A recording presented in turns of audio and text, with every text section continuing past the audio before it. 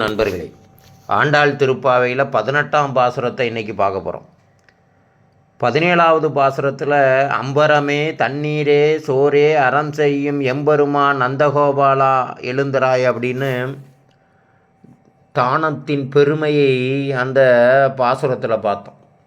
தானம் செய்வது எவ்வளோ முக்கியமானது, தானம் செய்வதனால் தன்னுடைய பரம்பரையில் என்னென்ன நிகழும், என்னென்ன நன்மைகள் நிகழும் என்பதை அதில் பார்த்தோம். நந்தகோபாலனுடைய தானத்தினால் கண்ணபிரான் அங்கு வாழ்ந்தான் அப்படின்னு நம்ம பார்க்குறோம். இப்படி அந்த பாசனம் அமைக்கப்பட்டிருந்துச்சு.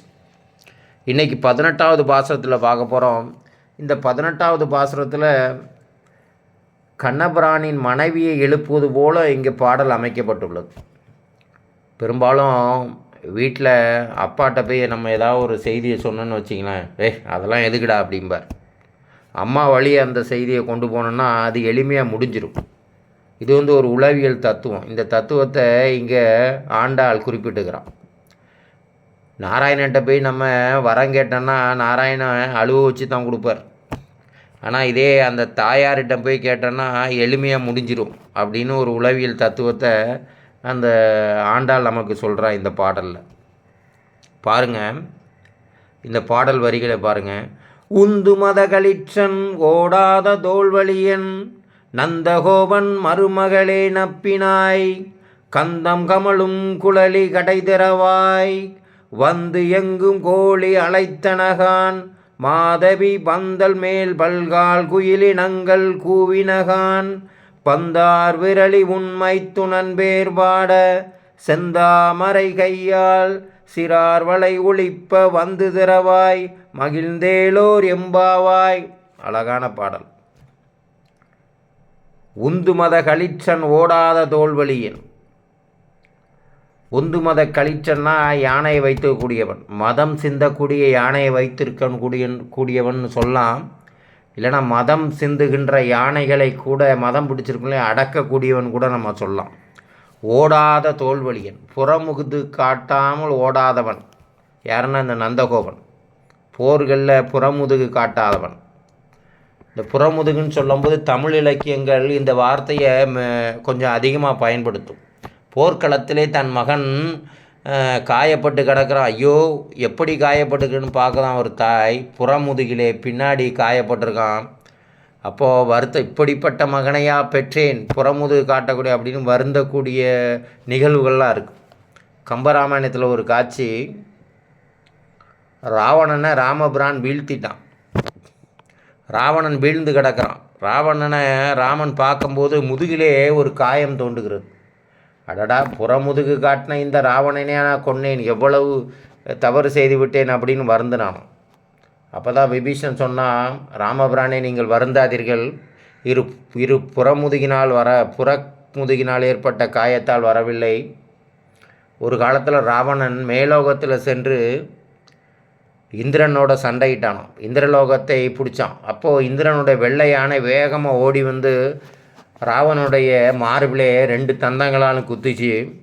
அதால் திரும்பி அந்த தந்தத்தை எடுக்க முடியாமல் ஓடிச்சிருச்சு, வெக்கப்பட்டு ஓடிச்சான். அப்படிப்பட்ட தந்தத்தை ஆபரணம் போல் நெஞ்சில் வச்சுருந்தான். இப்போ இந்த போரில் அனுமனுக்கும் ராவணனுக்கு சண்டை வரும்போது அனுமன் ஓங்கி குத்தும்போது அதில் ஒரு தந்தம் வெளியே விழுந்துருச்சு, பின்னாடி வந்து விழுந்துருச்சு.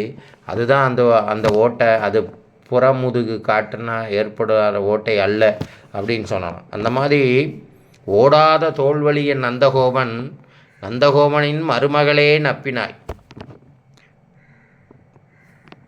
மதம் சிந்தக்கூடிய யானைகளை வைத்திருக்கக்கூடியவன் அப்படின்னு நம்ம எடுத்துக்கலாம். இல்லைனா மதம் சிந்தக்கூடிய யானைகளையும் அடக்கக்கூடியவன். ஓடாத தோல்வழியன், போரிலே புறமுதுகு காட்டாதவன். நந்தகோபாலனின் மருமகளே நப்பினாய். அப்படிப்பட்ட நந்தகோபாலின் மருமகளே நப்பினாய் அப்படின்னு சொல்கிறோம். மருமகளே நப்பினாய், என்ன பேர் வித்தியாசமாக இல்லையா? கண்ணபிரானை எடுத்துக்கிட்டால் அவனுக்கு 8 மனைவின்னு சொல்லுவாங்க. ஏன்னா கோகுல கண்ணன் இல்லையா? இந்த நப்பினாய்ங்கிற வார்த்தை தமிழ் இலக்கியங்களில் மட்டும்தான் கண்ணபிரானுடைய மனைவியாக குறிப்பிடப்படுது. வடமொழி இலக்கியங்களில் இந்த பேர் இல்லை, வேறு பேர் இருக்குது. இந்த நப்பினாய்ங்கிறது யார் அப்படின்னு நம்ம பார்த்தோன்னா, யசோதா பிராட்டியின் தமையன் கும்பகன் அப்படின்னு ஒருத்தர் தான் தம்பி. அந்த கும்பகனோட மகள் தான் இந்த நப்பினாய். இந்த நப்பினாயை திருமணம் செய்வதற்காக கண்ணபிரான் 7 காளைகளை அடக்கி திருமணம் செய்து கொண்டானாம். அதுதான் இந்த நப்பினாய் அப்படின்னு சொல்கிறோம். ஏன்னா பேர் வடமொழி இலக்கியங்களில் வேறு பேர் இருக்குது, நப்பினாய்ங்கிற பேர் குறிப்பிடப்படலை.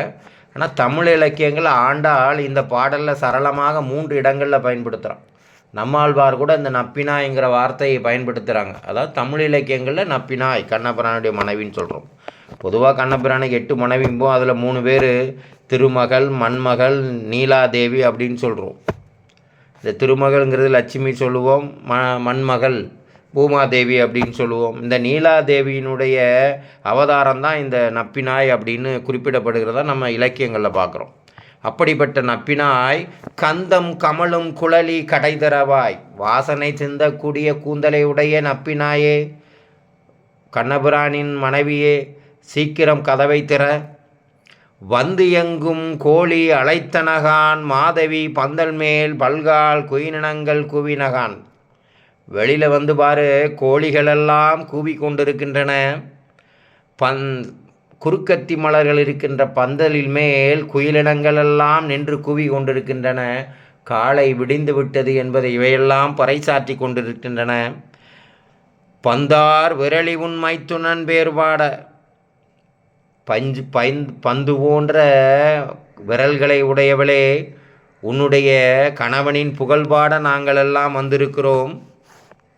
செந்தாமரை கையால் சிறார் வளையெழுப்ப, அழகான அழகிய அளவு கொண்ட வளையல்களை அணிந்தவளே, செந்தாமரை போன்ற கரங்களை உடையவளே, வந்து விரைவில் கதவை திறவாய், நாங்கள் மகிழ்வோம் என்று பாடுவது போல இந்த பாடல் அமைக்கப்பட்டிருக்கு.